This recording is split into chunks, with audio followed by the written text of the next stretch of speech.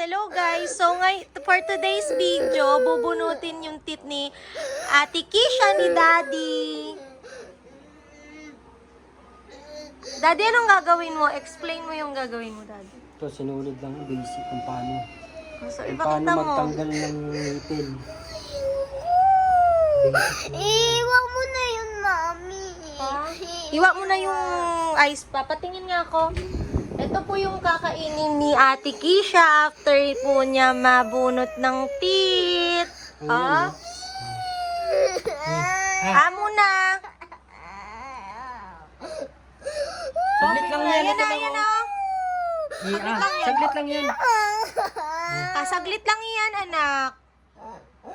Lalong sasakit yan. Lalong pag ano. sasakit yan. Pabunot mo na kay Daddy yan. Kaya mo yan, Hindi ka okay? makakain ng maayos yan.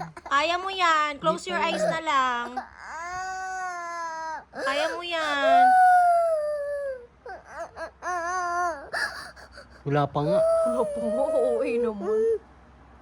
Ayan. Ano mo. Don't cry. Mamaya ba watch mo to. Ka. Yan. Don't cry. Si Daddy naman bahala sa'yo. Wala pa nga eh. Dito naman ako eh. Nandito naman si Daddy. Love naman ikaw ni Mommy and Daddy. Biga kasi. Big kasi. Okay.